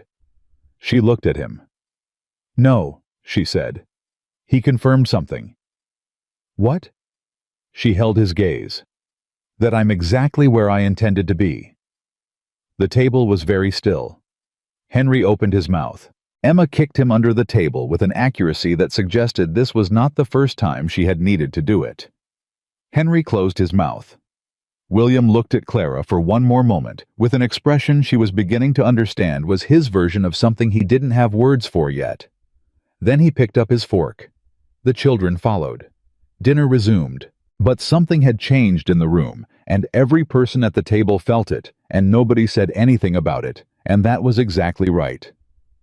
2 days later, on a Saturday afternoon, Clara was in the garden when Emma came and sat down beside her in the dirt without asking permission, and started pulling weeds without being asked. They worked in silence for a few minutes. Then Emma said, "Can I ask you something?" "You've never needed permission for that," Clara said. "Do you think about leaving?" Emma asked, not with anxiety, with the precise, honest inquiry of a person who has decided they would rather know a hard thing than not know it. Clara kept working. Not the way I did at the beginning. Emma was quiet, processing this. What changed? A lot of things, Clara said. But what specifically? Clara sat back and looked at her. When did you get so relentless? I've always been this way, Emma said without apology. Mama said I came out of the womb with opinions and never stopped. It was the first time Emma had talked about her mother that casually, not with the careful weight of someone handling something fragile, but with the ease of someone describing a person they had known and loved and were still in relationship with even now. Clara felt the significance of it without showing it on her face. What changed, Clara said, is that this stopped feeling like a situation I was managing and started feeling like a life I was living. She paused. Those are very different things. Emma nodded slowly. Papa thinks you'll leave in December, Emma said. He hasn't said it out loud, but I know he thinks it. How do you know? Emma pulled a weed with more force than necessary. Because he's trying not to get used to things, the way he was right after Mama died when he tried not to get attached to the new calf because he was afraid it wouldn't survive the winter. He tries not to get used to the biscuits you make. He tries not to get used to having the kitchen organized. He tries not to notice when things are different. She paused. He's terrible at it. Clara looked at her. He's getting used to things, Emma said. He just doesn't know what to do with that. Clara was quiet for a moment. Your father is a careful man, she said finally. He's careful because the last time he let himself stop being careful, he lost something that broke him. That's not a character flaw. That's a man who learned from experience. But you're not going to leave him, Emma said. It was not quite a question. Clara held her gaze. I'm going to stay through Christmas, she said carefully, because that's what I told him. What happens after Christmas is a decision we'd need to make together, and we're not there yet. But if he asked, Emma? Clara said it gently but firmly. Some conversations aren't yours to have on his behalf. You know that. Emma looked away. Her jaw tightened and released. I know, she said quietly. She stopped. I know, Clara said. You want to fix it. I always want to fix it. I know. Clara reached out and briefly put her hand over Emma's in the dirt. Let him fix this one himself. Emma looked at Clara's hand on hers. She turned her hand over just briefly and pressed back and then pulled away and went back to weeding with the focused efficiency of a girl who has feelings and has decided that digging things up is an appropriate way to deal with them. They worked together in the garden until the sun started dropping, and neither of them brought it up again.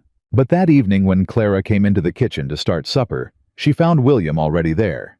He was standing at the counter with his back to her, doing something that looked purposeful, but wasn't quite the body language of a man who has come into a room with something to say and is working up to it. Clara let the silence sit for a moment. Then she moved past him to the stove and began building the fire up, and she said without turning around, Whatever it is, you can just say it. I was quiet for a moment. The man from Columbus, he said. Arthur. Were you before you came? Was there something between you and him? Clara turned around. She looked at William Carter, who was looking at her with the particular expression of a man who does not enjoy asking questions, and is asking this one anyway, because not asking it has become more uncomfortable than asking it. He wanted there to be, she said clearly. I did not. I said no 4 times. He didn't want to believe me. She held his gaze. There was never anything between us. He was quiet for a moment. Why didn't you tell me? He asked. Because it wasn't relevant, she said. It still isn't, except that it happened here instead of in Columbus. She paused. Is it relevant to you? He looked at her. The muscle in his jaw worked once. Yes, he said, simply, without elaboration. Clara looked at him for a long moment. Then you should know, she said quietly, that I don't have a history of saying yes to things I don't mean, and I don't have a history of staying places I don't want to be. He held her gaze. I know, he said. Just that. Just those 2 words, and in them something that had been tightly coiled for 5 weeks, released the smallest degree, like a knot that hasn't come undone, but has been loosened enough that you can finally see it moving. Clara turned back to the stove. "Supper in 40 minutes, she said. "I'll get the children," he said. He walked out of the kitchen. Clara stood at the stove and put one hand flat on the iron surface, not touching the heat just beside it, and breathed. Somewhere outside, she could hear Henry already talking, before William had even reached him. She could hear June's voice, and Thomas's voice, and somewhere above it all, Eli's rare quiet comment that always somehow carried further than the others. She picked up the spoon. She started supper, and in the part of herself where she kept the things she was honest about. Only when she was alone, she admitted that December had started to feel very far away, and that this was no longer something she was troubled by. It was something she was counting on. The word mine did not go away. Clara had expected it to. Expected the ordinariness of the following days, to absorb it the way the ranch absorbed everything else quietly and without ceremony, folding it into the ongoing rhythm of morning fires and breakfast biscuits and the particular sound of 5 children getting ready for school. She had expected William to retreat slightly, the way he always retreated after something true and unguarded happened between them, pulling back to his careful distance to take stock of what he'd said and decide what to do with it. He didn't retreat. That was the thing that stayed with her more than the word itself. The morning after the men at the gate, William came into the kitchen before she had the fire fully built, sat down at the table and said, "I want to talk about December." Clara turned from the stove. I was looking at her with the direct, settled expression of a man who had spent the night making a decision and had arrived at breakfast ready to say it out loud. "All right," she said. "I don't want you to leave in December," he said. "I said that on the road back from Billings. I meant it then. I mean it more now." He paused. "I'm not asking you to decide anything today. I'm asking you to know that when December comes, I'm going to ask you to stay. Permanently. And I want you to have time to think about what that means before I ask, so that when you answer, it's a full answer." Clara looked at him. She had prepared in some corner of her mind for various versions of this conversation. She had prepared for hesitation, for qualification, for the careful language of a man who was not yet certain. She had not prepared for this, for the simple, unadorned directness of it. The same directness he used for fence repairs and livestock decisions, turned now toward the thing between them without apology. "That's a very organized way to propose," she said. Something moved at the corner of his mouth. "I'm an organized man." "You are," she agreed. She turned back to the stove. "I'll think about it." "Good," he said. "William." "Yes." She looked at him over her shoulder. "I already know what my answer is going to be." He held her gaze for a long moment. "Then I'll still ask properly," he said, "when the time comes." She faced the stove again and built up the fire and did not let him see her face for the next several minutes, because what was on her face was not something she was ready to share in a kitchen at 6 in the morning. Some things deserved a little privacy, even from the person who had caused them. The children found out, the way the children found out everything, not from being told directly, but from being observant. Henry noticed first, which surprised no one because Henry noticed everything and filtered nothing. "Papa smiled at Miss Bennet this morning," Henry announced at lunch. "Like actually smiled. Not the regular kind." "Be quiet, Henry," Thomas said. "I'm just saying what I saw." "Nobody asked what you saw." "I'm providing information." "Henry," Emma said, with the precise intonation of a person who has been managing Henry for 10 years and has developed an almost surgical accuracy with his name. Henry closed his mouth, but he looked at Clara with an expression of complete and undisguised satisfaction that communicated everything he had been told not to say out loud. Clara kept eating her lunch. Eli at the end of the table caught her eye. I didn't say anything. He just looked at her with those enormous, serious eyes, and then he looked at his plate, and then very quietly, with no announcement and no performance, he smiled. Clara looked back at her plate. She understood in that moment that she had been decided for a long time, longer than she had admitted to herself. Possibly since the barn loft and the box of photographs. Possibly since the kitchen at 11 o'clock at night building the case for the bank. possibly since the day she had walked through the gate with her suitcase in her hand and felt inexplicably like she had arrived somewhere. She had been decided. She had just been waiting for William to catch up. The twist that Clara had not anticipated, the one she should have in retrospect, because this family specialized in ambushes, came on a Thursday afternoon in the third week of September from the direction she was least expecting. Emma. Clara was in the guest room. Her room, she had stopped thinking of it as the guest room sometime around week 5, sitting at the small desk doing mending when Emma appeared in the doorway and stood there without speaking. Clara looked up. She saw Emma's face and set the mending down immediately. "Sit down," she said. Emma sat on the edge of the bed. She was holding something in her hands, a piece of paper folded, worn at the creases in the way of something that had been folded and unfolded many times. "I need to tell you something," Emma said. "Tell me," Clara said. Emma held out the paper. Clara took it and unfolded it carefully. She recognized the handwriting immediately, the careful, slightly uneven script she had spent 3 months exchanging letters with. Emma's handwriting. It was not one of the letters she had received. It was a draft.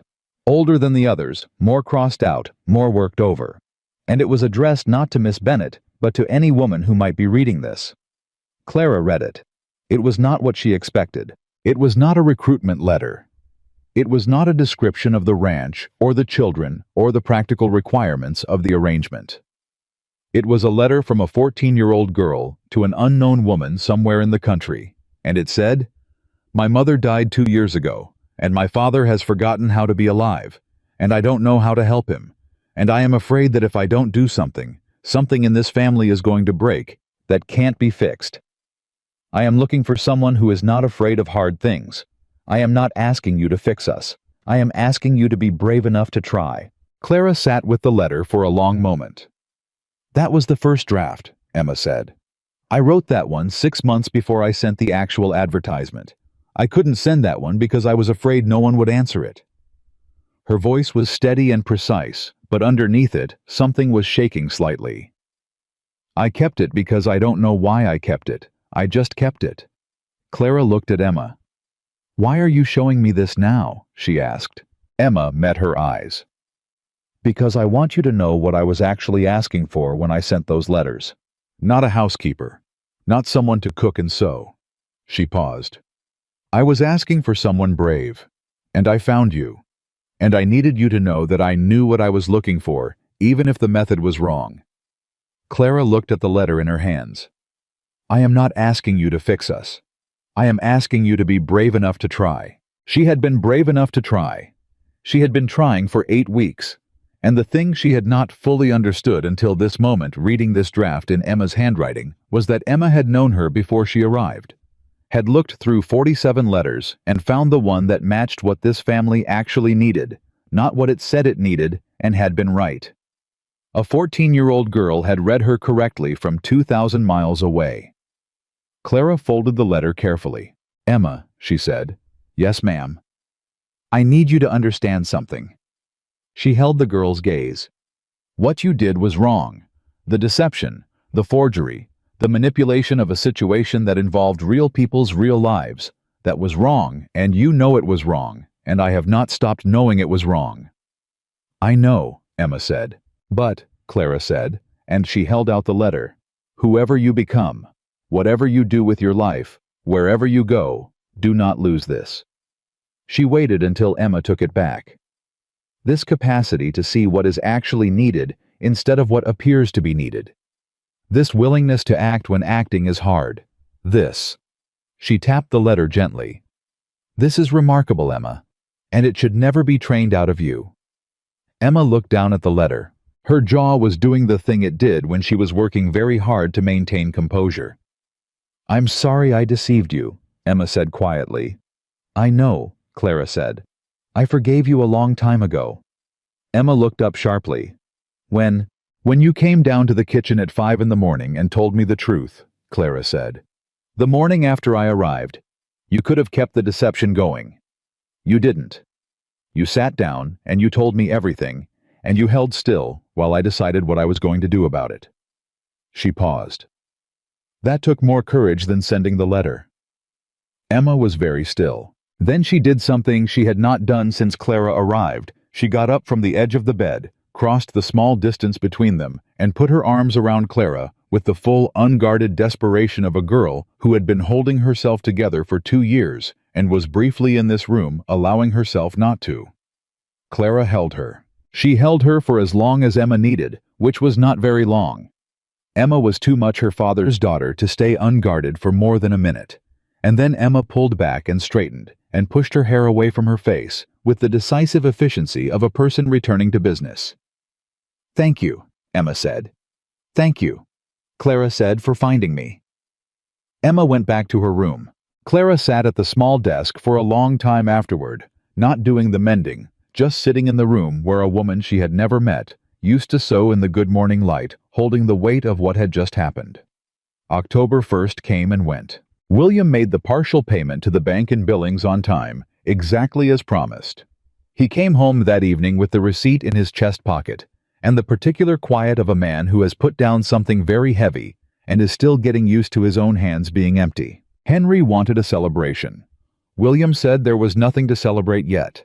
Clara said there was enough to celebrate for one dinner, and put a pie on the table, and that settled the argument in the way that pie frequently settled arguments. Over dinner, Henry talked. June described a plant she'd found by the north fence that she couldn't identify.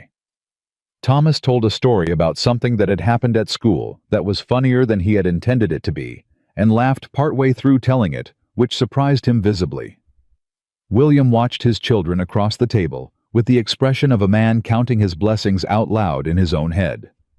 Eli ate his pie and then looked at Clara and said, "Is this peach?" "Peach and ginger," she said.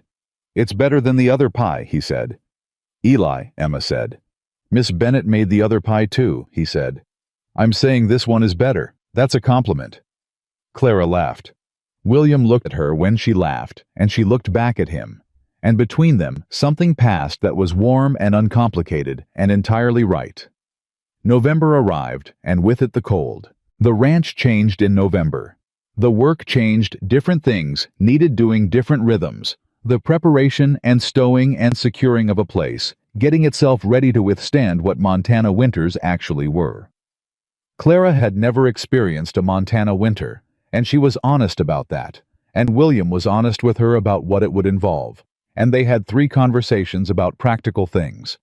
Firewood food stores, what the children needed for school in the cold, that were about practical things on the surface, and about something else entirely underneath. She was not leaving in December.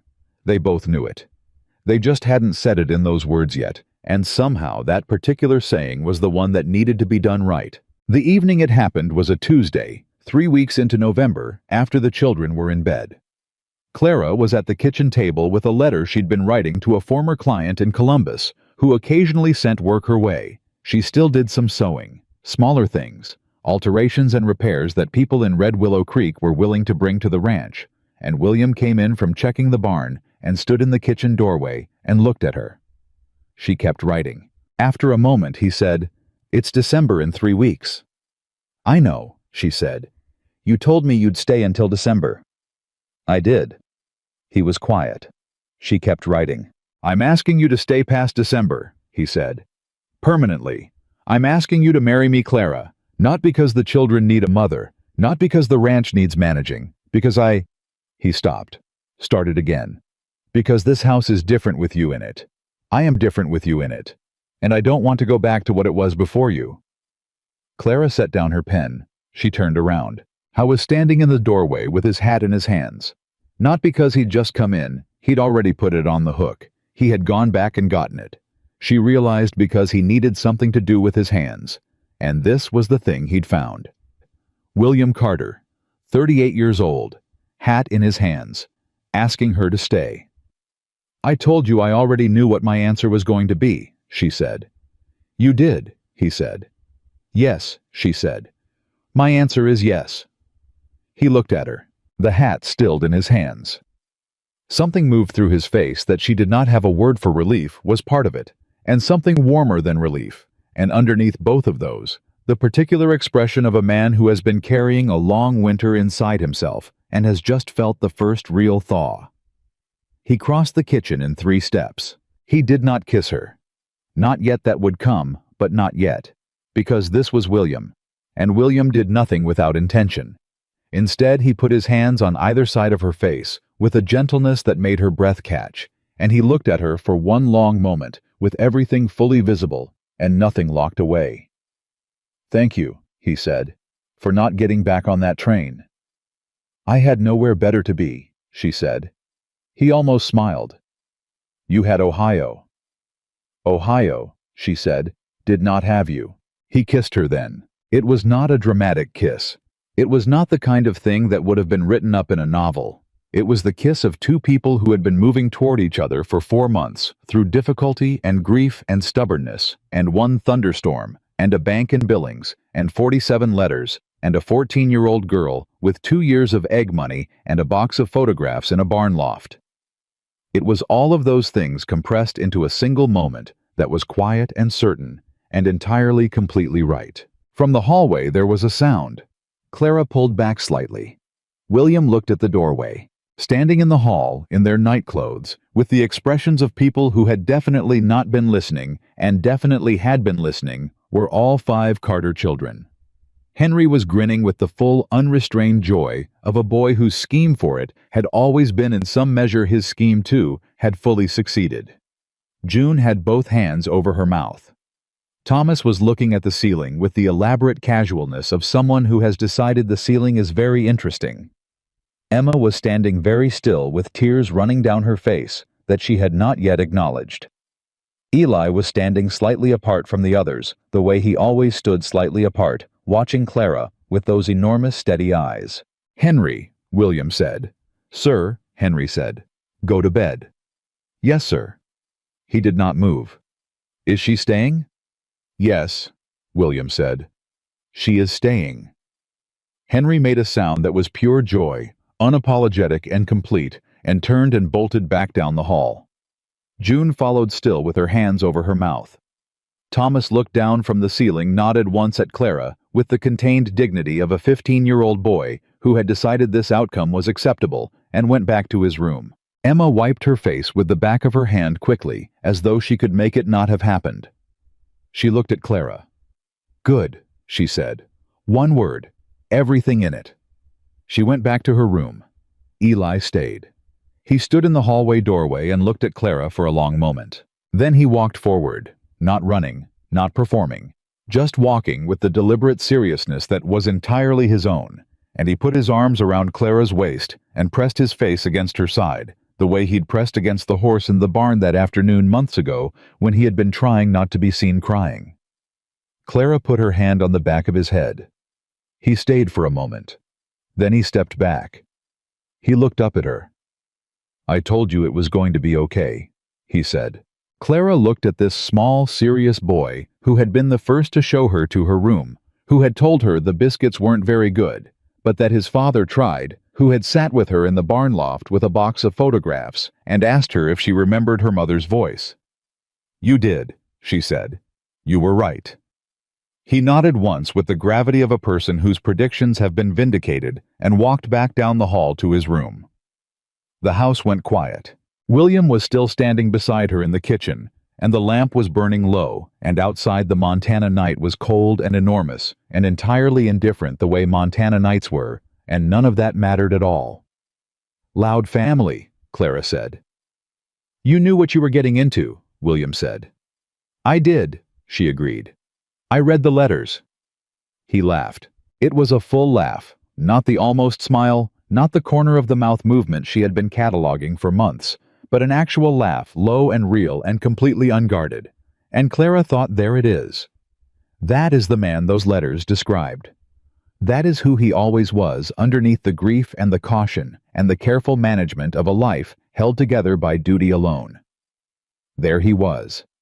She had traveled 2,000 miles to find a stranger. She had found instead the place where she was supposed to be, not because it was perfect, not because it was easy, not because anyone had asked her to come, but because she had been brave enough to walk through a gate when every reasonable voice in her head said, "Turn around," and because a family on the other side of that gate had been broken in exactly the ways she knew how to help mend. And because sometimes the life you travel across the country to find is not the one in the advertisement at all. It is the one waiting for you behind it. Clara Bennett had come to Red Willow Creek because of a letter. She stayed because of a choice.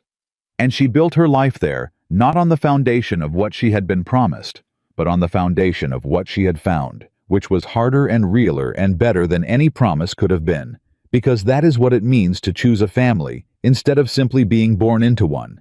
You see it clearly, you know what it costs, and you walk through the gate anyway.